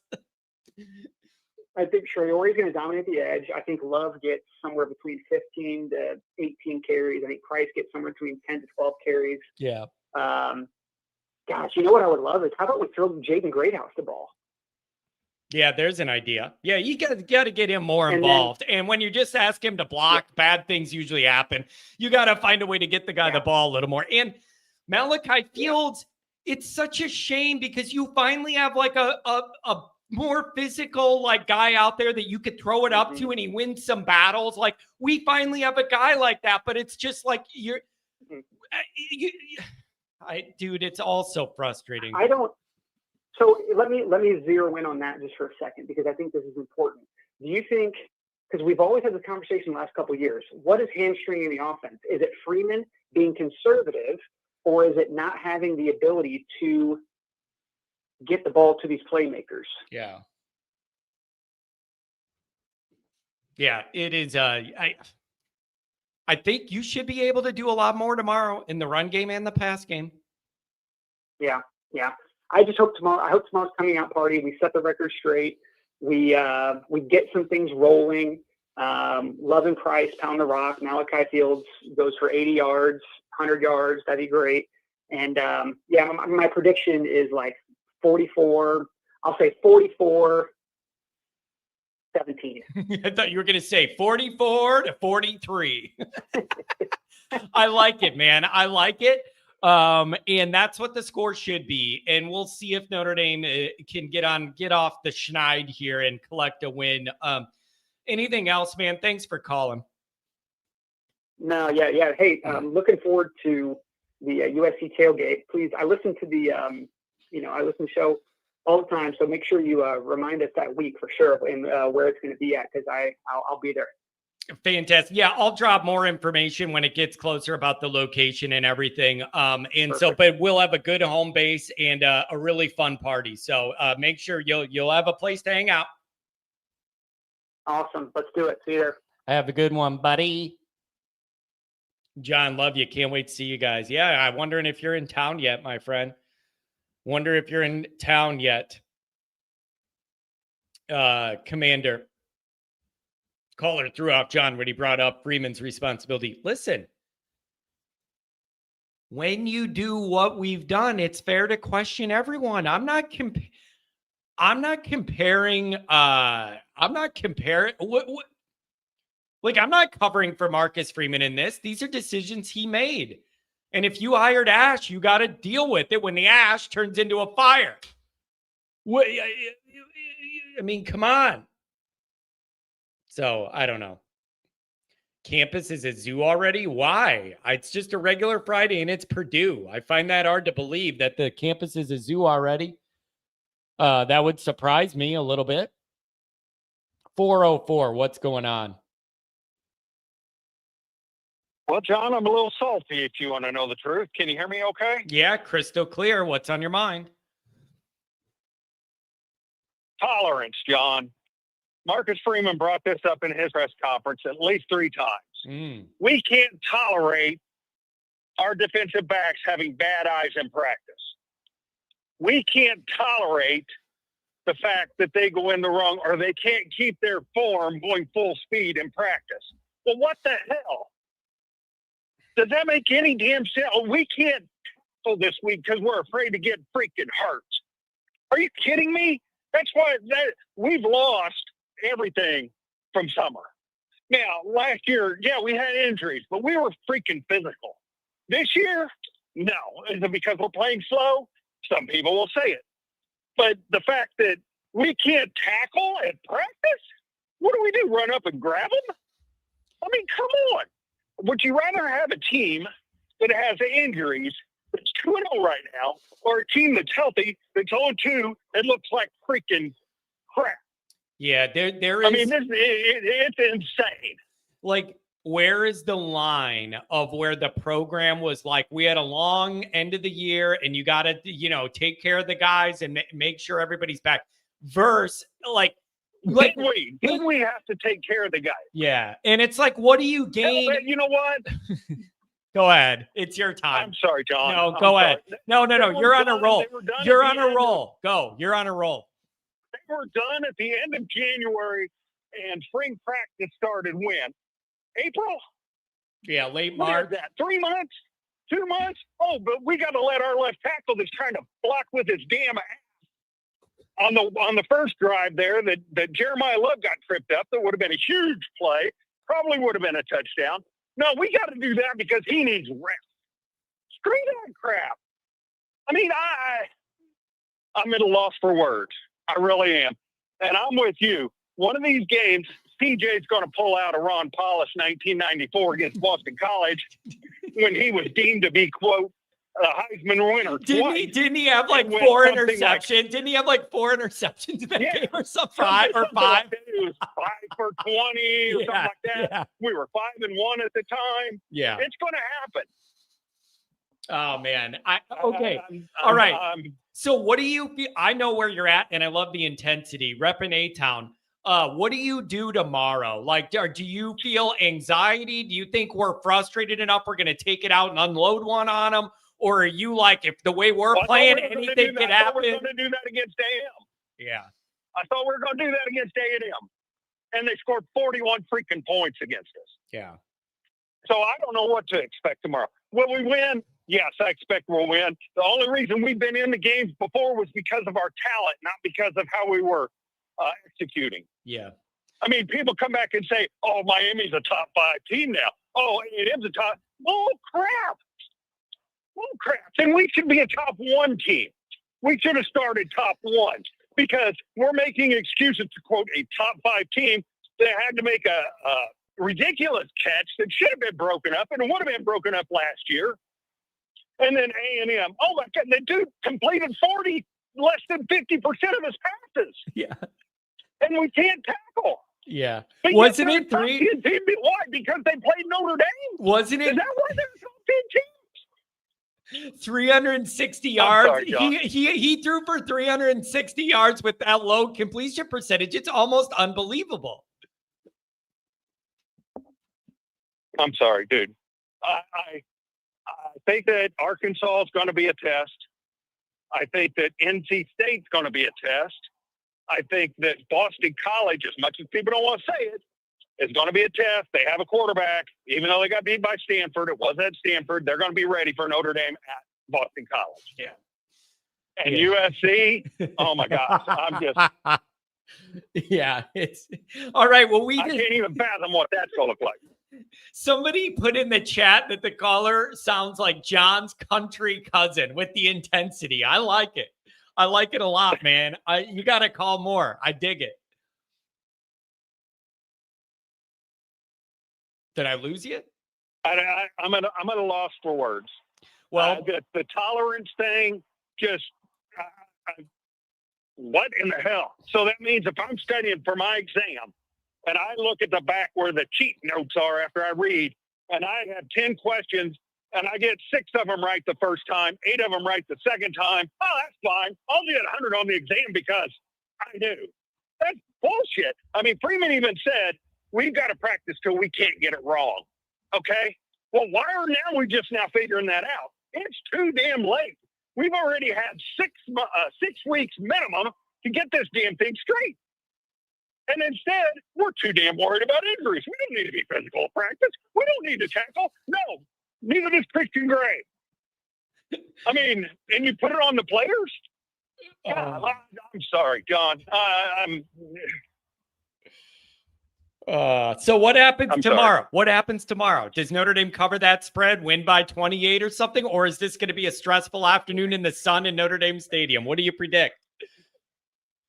I don't think they cover, no. I think that the line is like that because of the stats out there of Notre Dame covering under Marcus Freeman. So maybe it is, maybe it's not.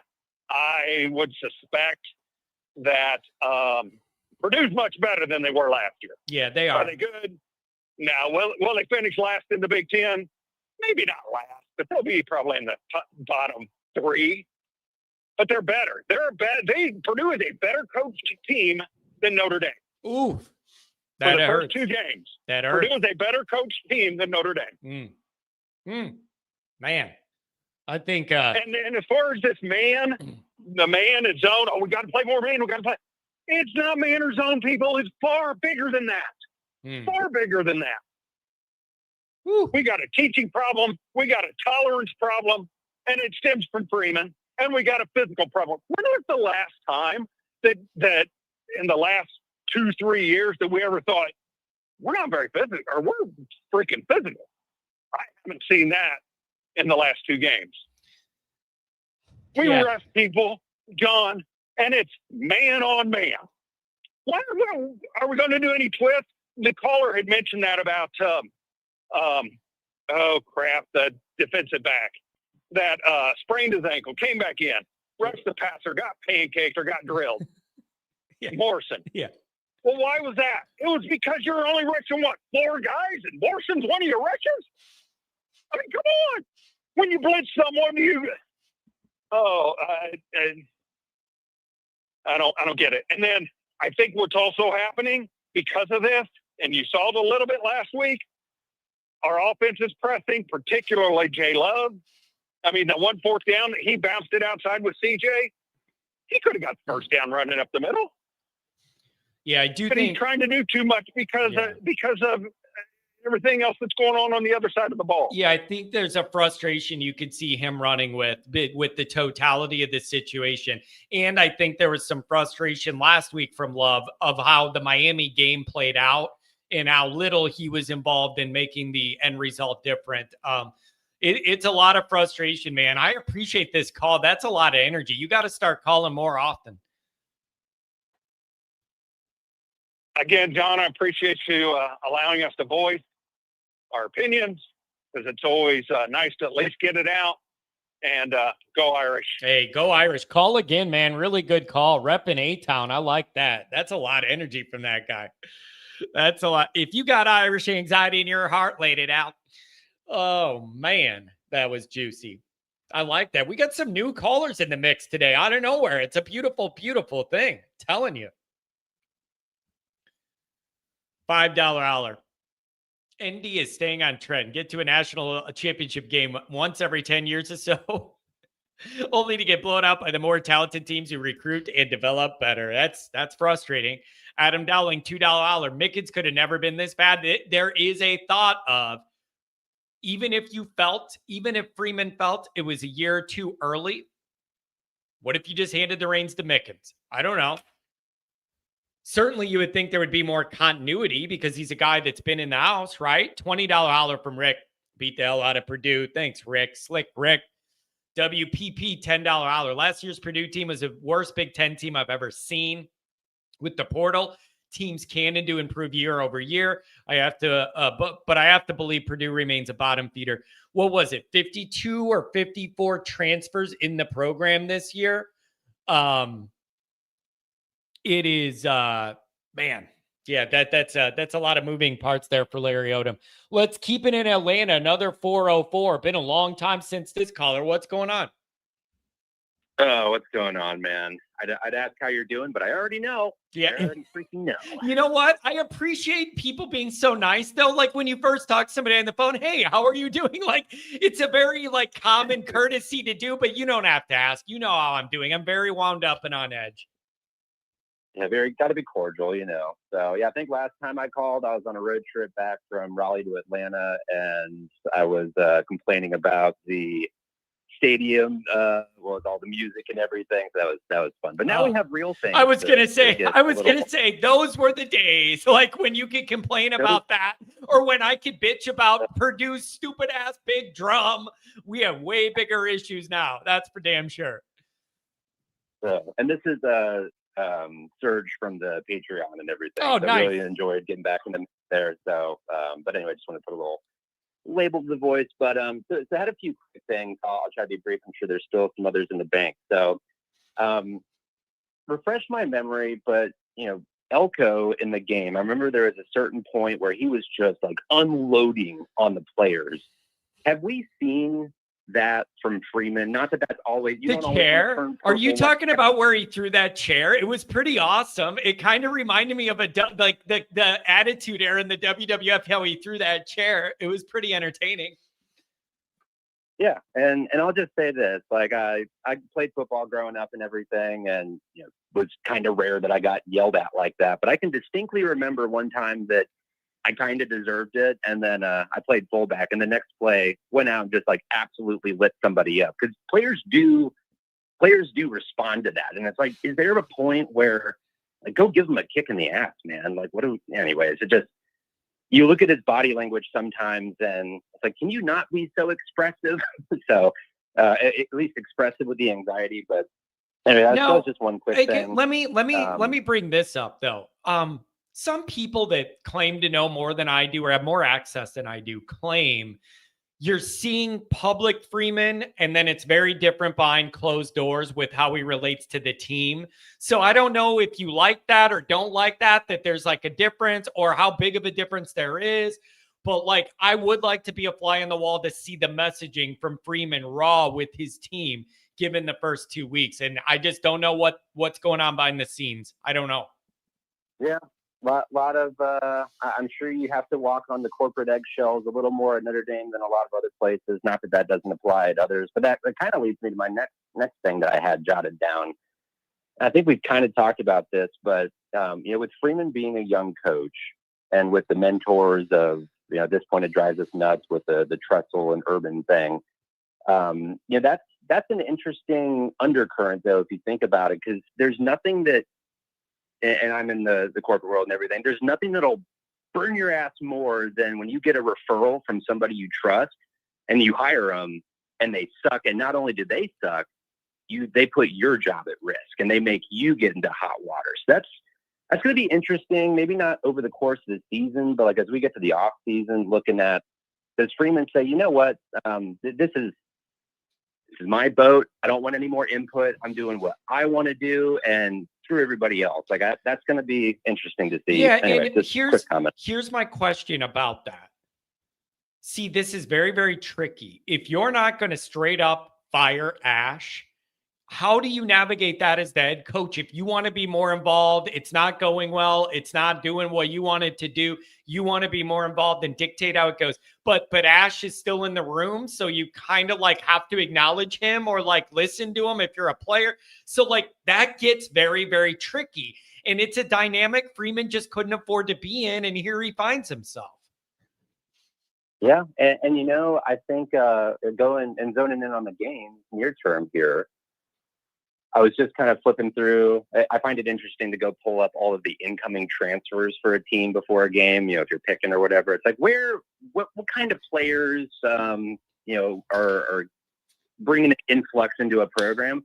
I did not realize that Purdue's got, granted, it's not saying a ton, but they got a few guys that played at Georgia, Nitro Tuggle being one. Yep. I know he's kind of overrated, but good enough to be recruited by Georgia.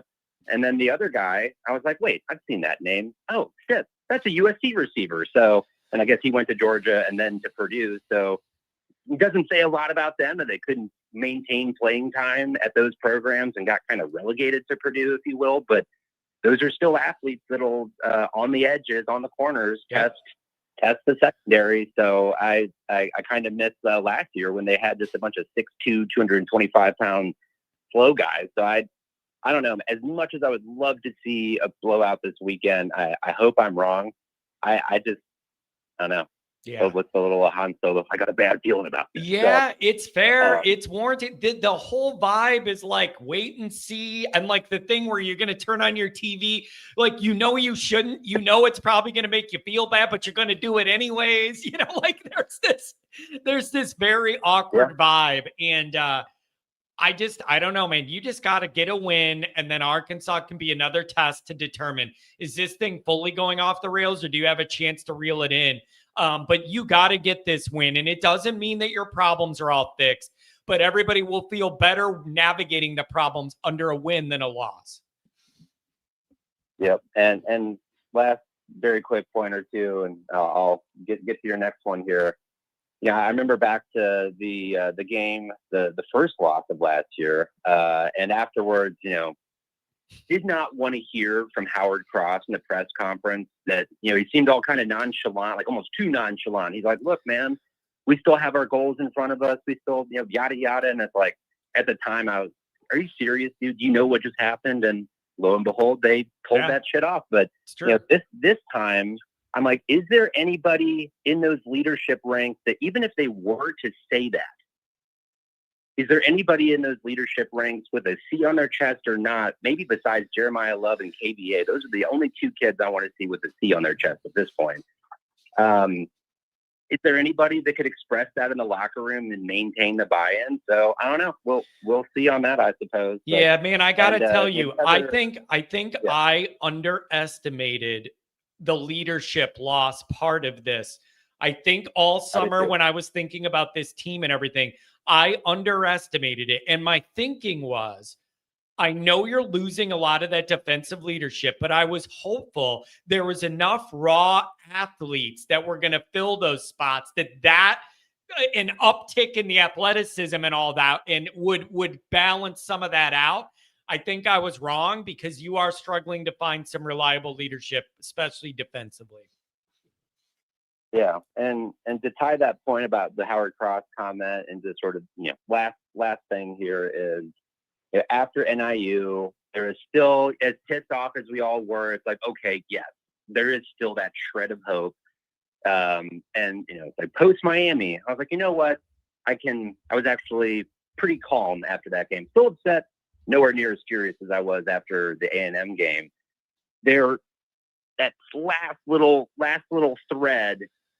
I mean, I know we've beat this horse to death and everything, but what that's going to put a fine point on, though, is, and this is kind of the way I've been describing it to people, is what makes it so painful is that, post Ohio State, it's like, all right, you know what, that sucked. And I was there in person. It's horrible to watch in person, and respect the kids for coming back. But it's like, you know what, this is a new era of college or Notre Dame football, new leadership. We got these players, like so much to hang your hat on.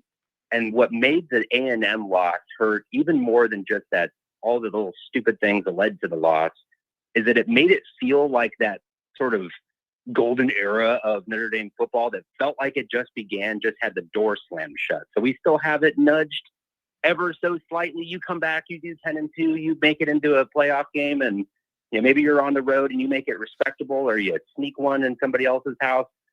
Amazing, but damn, dude. And actually, I'm sorry, stream of consciousness. Last thing, and I'll hang up.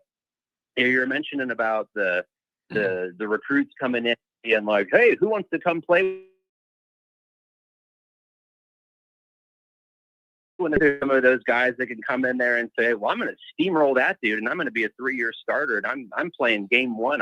I can beat that competition and play at a premier program. So maybe that's what some of those guys. Yeah, but alpha and upper. But man, that's my only silver lining there. I always wanted Notre Dame to get to the next phase of recruiting where your best pitch isn't, we're not good enough, and if you come in, you can play early because we're not good enough. Like that is an old school recruiting pitch from when you're in a bad spot. And I really wanted it to be, look at how many guys we're putting in the NFL and winning playoff games. Don't you want to be a part of that instead? But I definitely understand, like, if you're in that position, you're in that position. Hey, thanks for the call, man. Really good call. Appreciate it, brother. You have a good one. See you. Have a good one. I'm telling you, Atlanta's coming in hot today. Back-to-back good Atlanta calls. How about we go to local South Bend, Indiana? Let's vibe check before I'm there in about 24 hours. What's going on, South Bend? Hi, John. How's it going? Did you guys miss me? I did miss you. You going to come by tomorrow? What's the deal? I'll probably stop by tomorrow. It's going to be a nice day. Hopefully it's a nice day in South Bend. It's beautiful today. Yeah. So I gotta ask you, because I know you are employed by the University of Our Lady. And what's the vibe, man? You're at Notre Dame all the time. Tell me what the vibe is. You work there. What's the deal? What's going on? Well, I must say that was one of the most depressing weeks ever at Notre Dame. We couldn't even listen to the post-game show after that football game. It was a terrible night in South Bend. Yeah, it was very, very tough. It was really, really tough. So I got to ask, you're on campus every day. What's the vibe? Has it been feeling down, or like, can you feel it, or people like, what's the vibe like? I have no idea what to expect, but a lot of students, they were not having a good mood. It's like they've gone back to their classes. It's like everything's like very quiet right now. No one's talking to each other. It's just depressing right now, to be honest. Yeah. And then what is that? You've been in Notre Dame Stadium a lot with some of your duties. What do you expect the vibe tomorrow to be like? It's going to be a hot day game with an agitated crowd starting in a bad mood against an opponent that is annoying but excites nobody. That is a recipe for a long afternoon in the stadium. I'm sorry, it just is. Oh, I know it is. I'm sorry, guys. I think the crowd. I'm just gonna say this very bluntly. If CJ Carr just starts like off with a bad drive, you're gonna hear some boo birds. I mean, seriously, people are not in a good mood. Yeah. They're not mad at the coordinators. They're mad at the coaches. Yep. It's just it's like if you're playing split the room on Jackbox. It's like you're gonna divide up the whole fan base. This isn't the time to divide up the fan base. We're trying to win a football game. Yeah, it is. These are just tough times. And you know, I'm not putting it on the fans. The fans provided a wonderful home atmosphere for the last game, even with the frustration from Miami. The crowd showed up and they were in it. It is on the team to deliver. And if they could get out to a like 17-0 lead in the first quarter, whatever, there'll be a little life in there. But it's on the team. They got to do it now because the fan base tried, and you're pushing their loyalty and patience right now. You got to prove it. I know. No one would really get the crowd excited. How about a pick six? We needed one last week. I was waiting for a pick six to get the crowd going. Seriously, the A&M fans there were annoying. They had to basically blast them out with the Jumbotron because they were trying to cover up their noise. It's like, stop trying to cover up the A&M fans. Why don't we get some Notre Dame fans to buy tickets on resale? Yeah, it is. This is going to be tough. This is going to be tough. You got to just find a way to win. You just got to find a way to win and then get to Arkansas, and it could be your next big test that determines if you're getting this thing back on the rails or not. Anything else, my friend? Thanks for touching base. Been a while. I mean, what I got to say is Notre Dame just got to find a way to get some wins here. But anything at this point, you got to start thinking about what we're going to do for the future here. I still think we can win a championship in the next couple of years. This was going to be a hard year anyway. You're having a freshman quarterback. You basically had to start over. But I did not expect the defense to regress that much. That was the real thing. That was the disappointment, to be honest with you. Yeah, it's real tough. And so Freeman's got to dig his way out of this. And so maybe it starts tomorrow, but we're going to be there and we're going to have a good time together no matter what. Hey, man, take care around South Bend. Take care, John. Have a good one. I love you. Oh, boy. Right when he said, I love you, I hung up. Sorry, man. Right. What a bad time to hang up on somebody right when they're going to say something nice about you. My bad. 330 from Ohio. What's going on? Is this John? It is. Oh, Johnny in my lunchbox at work. Oh, no. Oh, man. That's me. This has got to be rough times for you. Do you have any updated songs that involve me that with the low times we're in now, or what? I've been working on one. actually. I don't have it. I don't have it done yet because of our losses. I've been kind of not in a really of a song mood. Yeah, if you will. You're lacking that artistic creativity, right? Like, exactly. If we were 2-0 right now, I'd be jamming. But it's just. I got to ask you a serious question, though. I got to ask a serious question. Did you have any beef with your coworker, Gary, for giving you the side eye in the lunchroom, or did that all smooth out? Not really. Gary, the thing about Gary, John, is that he's kind of hypocritical because if you spend 5 minutes on the phone, he'll run the HR, but he can spend 45 minutes in the bathroom making noises of his own, if you know what I'm saying. Yeah. So that's what kind of upsets me about Gary. But anyway, he's off in the bathroom right now, so I thought now would be a good time to give you a call. But yeah, he's an idiot. Yeah. But yeah, he just needs to shut up. Gary just needs to shut up. Let me tell you about Gary for a second, John. See, I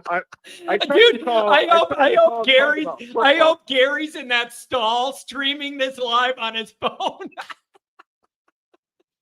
You know what? I don't care if he is at this point. He's nothing but a fat octogenarian, chubby, useless son of a gun, son of a buck, if you will. Oh my God. What is going on? Anyway, I need to get off this. Oh, Gary. He's probably going to go to HR now and play that to him, but I don't care. Freedom of speech, baby. Oh, geez. I'm on the wage right now. Okay. What about the football? Let's try and not get you fired. What about the football? Okay. I just called to make one point and to ask you, okay, you know how last year we had this slow start? We lost to Northern Illinois, and then we went to Purdue, and we won, I think it was like 66-7 or something like that. Now, okay, so we got off to that rough start. Now, we played Purdue, same team, but it was on the road. So, now, do you think being at home could make a difference? Because sometimes when we're at home, we kind of get off to slower starts in the afternoon. Yeah, I'm expecting the vibe to be very muted. It's going to be very, very hot. It's a day game, and everybody's in a bad mood. It's going to be a rough environment. The team is going to have to create their own energy. That's what it's going to be. Because what I'm afraid of is that, like, I mean, we're going to win. At least I hope we do. But I just don't want it to be. I just don't want us to just kind of sludge our way to like a 31-17 win or something like that. I think we need to come out, play with energy, and blow Purdue out. But we have to look like we've improved in the process. You know, we just can't go out there. We just can't roll the football out there and just talent our way to win. Yeah, because we have more talent. We have to go out there, show that we've improved. But I just don't want to, because I remember Goolsby saying, I think he was on with Singer. He said it's very when he played in the afternoon at Notre Dame, he said it was very easy to go out there, and it could be rough in the afternoon. Yeah, it is. Yeah. And I think when you combine where the team's at and the opponent that doesn't really excite anybody, they got to create their own energy tomorrow. And if they start playing good and you get out to a good lead in the first quarter, the fan base will get a little louder. But it's on them to perform, man. You got to go win this game. Absolutely. And I expect them to, because it's getting to the point where this is year 4 of Freeman, and it's time for him to put up or shut up. I love Marcus Freeman, but it's time to put up or shut up at this point. Yeah. These are tough times. And Marcus Freeman is dead, man. Everything ultimately stops at his feet, at his desk, and he's got to figure the way out. Anything else, my friend? No, that's pretty much it. And I just want to say one more thing. I'm very proud of CJ Carr these first 2 games. Yeah, he's held his own. The environment has not been too big for him, man. He is not the reason you're 0-2. Absolutely not. And we've seen plays that he's made where he's gone to his 3rd or 4th option. I mean, I'm thinking to myself, this guy has the it factor, and he's the quarterback of the future for us. So I'm very proud of him, and I know he's gonna do great things for us. And we've done well on offense. We've he's made a few mistakes, as any freshman would, but at least we know we have a quarterback. But as far as that goes, there's just so many more areas we have to improve on. But we'll see what happens and go from there. So, all right, Johnny, that's all I wanted to do. Just touch base with you. All right. And, hey, I appreciate it. Take care over there and try and get along with your workmates. Okay. I will do my best. I will try not to get fired. Okay.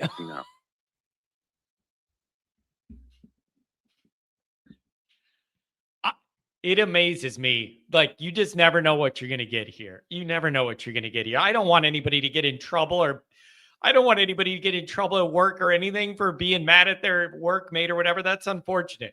All right, you guys, I got to get going. There's a whole nother bank of calls, but I got a lot of stuff I got to do today and pack and get ready, finish some work, and just get everything ready, load up the vehicles to get ready for tomorrow morning. Really good call bank today. Got some new callers in there, some people who haven't called in a year or two in. Thank you guys for the donations. Thank you guys for the calls. Thanks for the chats. Regardless of the football, we're going to have a good time tomorrow as a group. James Wade, Brian Kelly, 3-0. He certainly is. You know what the question I have about LSU is, when you look at their schedule, how did they avoid having to play all of the good teams in the SEC? I don't understand that. I don't see no Texas on that schedule. I don't see no Georgia on that schedule. They don't play any of the challenges. You're in it. I don't know, but it just seems like they have a shot to run that thing. They are not playing the top end of the SEC. For as much as I hear about the SEC, I don't see no Georgia on that schedule. I don't see no Texas.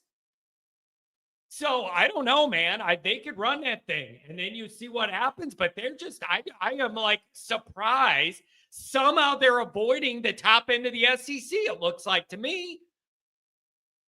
They play 6 ranked teams. That's great, but none of them are what I'm talking about. Top end talent.